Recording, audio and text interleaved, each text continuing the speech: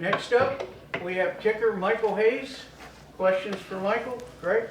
So, Michael, I know you were hurt some last year, so did it take a while to get over that? How are you now? How did it affect you last season? Yeah, so the injury with my hip flexor came the very last kickoff of the season last year at the bowl game. That was my first time straining my hip flexor since I've been at West Virginia. I've had some previous encounters throughout my career with the hip flexor. So then after that happened, restrained it again, I want to say March, and then again, and after that, it was 3 times. Then I had the back injury, found out I had 2 herniated discs in my spine on each side. So with all that being said, yeah, it was a tough off season. But with those injuries, finding the time to improve my game, improve as much as I can with strengthening my body and perfecting my craft was what I was focusing on when I did get healthy after that.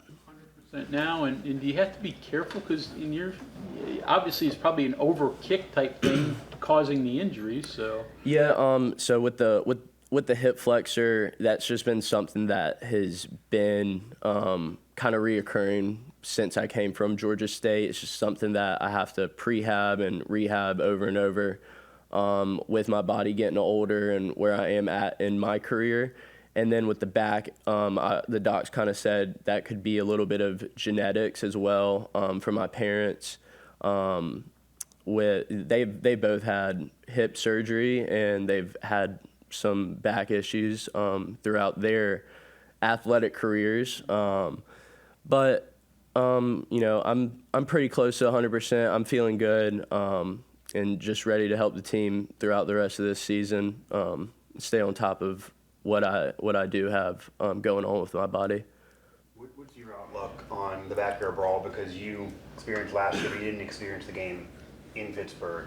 So just being able to experience that on the road, what's that mindset for you? Yeah, I prepare the same for every game, regardless of who the opponent is. This is my first time going up to their stadium. I'm excited to play in that venue, excited for the atmosphere. Something I just tell myself is try to be as emotionless as possible, and we talked about that already today in the specialist room. As a specialist, you don't want the highs to get too high or the lows to get too low, and you kind of, I hate to say it, but as a specialist, like personally, I like to kind of just ride a straight line throughout the game, like not let my emotions get the best of me. If something bad happens, kind of keep that same energy throughout until that game's over, and that's just kind of how I keep a level head throughout the game. It's been said that it's hard on the kickers at Acrisure because of the wind coming off of the river. Have you prepared for that at all? Have you heard that before? Yeah, I've been told about that. It's windy. It's windy here every game. Like as you can see on TV or at the game, like that ball was moving this past weekend. It's where we're at. We're up north. I'm ready for it. I know what I'm walking into. Just so that's something that I'm well aware of, and I'm still gonna play my ball to the best of my ability and trust my swing, trust my technique, and everything that I've been doing the past 10, 11 years I've been kicking. How about kicking on a grass surface? Have you had a lot of experience doing that? Oh yeah, I'm a Southern boy. That's all we had down south. Yeah, I never even played on turf until I got to college. Okay. In high school, our practice field even had it was pretty much dirt at some points of the season. So I have a lot of experience playing on grass or bad conditions, if you were to say. So that's not really something I'm too concerned about. I'll feel back at home. Different shoe though, right? Oh, The same shoe? some people might go with a different shoe. I'm gonna rock with what I prepared with. Okay. You keep a level head all the time, but I'd imagine still big atmosphere, home away. Do you not get any emotions? Do you not look up and see, well, there are 20,000 people here, or there's 70,000 people? So my parents and my girlfriend kind of get mad at me because I won't turn around when I'm out there on the field. I I honestly do not try to turn around when I'm on the sidelines or even like acknowledge really who's up there, who's in the stands. And I mean, you in that time when your time is to go out on the field, you don't have time to even think about what's going on. I've told y'all before, you know, it's kind of like I black out when I'm out there. So, you know, I'm excited for the big crowd. You know, I'll feed off the energy when you run out there. But in terms of emotion, like, I'm going to be the same with the crowd or without the crowd. While you try to keep your mind clear or black out when you're out on the field, when you're on the sidelines, what's going through your mind?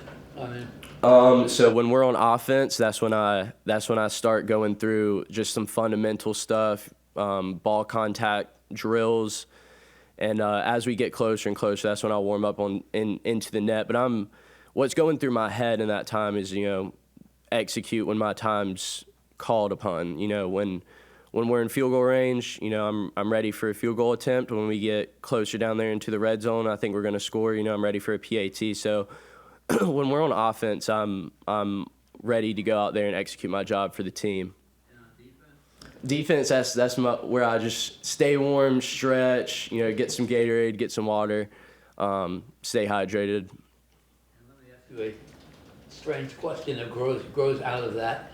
When you sleep and you dream kicking winning field goals or missing them? I'm not a big dreamer, actually. I mean, I'm a deep sleeper. I sleep fine at night. It takes me three alarms to get out of bed in the morning. But in terms of dreaming, no, I really haven't ever had a nightmare, per se, or even a dream in terms of kicking a game-winning field goal. But, you know, if God wants to put one in my head tonight or this week, I would accept that. Coming from the South, I'm sure you're used to big rivalry games. With this one, is the energy in the locker room different? I would say so, yeah. There is a lot of emotion that goes into this game, and that's something that, you know, I didn't really realize when I transferred here. And, you know, after playing last year here at home, you know, you realize what you're getting into and what you're going to be going into when we go up to Pitt this week. The energy is different. You can sense a different energy, but the same excitement's going to come out of us. The same effort is going to be the same game in, game out. You familiar with any of the kickers that won Pitt games, like Tyler Bittenkirk or Bill McKenzie? Those names ring a bell to you? No, they don't. Last time, in a pressure situation or just. Yeah, so at Georgia State, I did punt for 3 years, and I still kind of mess around with it. Me and Ollie, honestly, every other day, it seems like weekly, we'll kind of chirp each other. You know, the coaches don't want me to punt or hurt myself just messing around here on the sideline or anything. I'll still mess around with the ball here and there, just punting for fun whenever Coach Thompson's not watching me. Did you see what happened with Chris Boswell having to punt for the Steelers after all the field goals? You ready to go with that? Yeah, I still have that in my toolbox if needed. On the kickoffs, you had a really healthy touchback percentage your last year at Georgia State, right? And like last year, I guess it wasn't the injury because that was late in the year, you said. But is it different philosophy? Are there better returners here who bring more out that could be touchbacks? Like, what's the difference in those two numbers? Yeah, my job is to put the ball in the end zone, and I need to do a better job of that. You know, playing the wind, just trusting my abilities there. If the coaches make it very clear if the ball's not in the end zone to give our returners time to get down the field and have good hang time and good accuracy with where I put the ball on the field to give them a chance. And those guys have my back. I have their back when that ball doesn't go in the end zone. Isn't that a balance, though? If you're trying to bomb the ball and get it into the end zone, borderline drive, but you've got to be conscious of the hang time and the coverage. So, yeah, I mean, it seems like a balance you got to work on every kick. For sure, yeah. It's you want the best of both worlds in all three areas. You want good hang time, you want good distance, you want good accuracy, because if you miss one of those, it's going to screw up the return team. It's going to give the other team a better chance to advance that ball. So yeah, if you have good hang time, good distance, but you mislocate the ball, that's still going to give the other team an advantage. So yeah, you want the best of both worlds. Michael, after every successful PAT or field goal, you have a celebration with Austin Brinkman. What's the backstory behind that?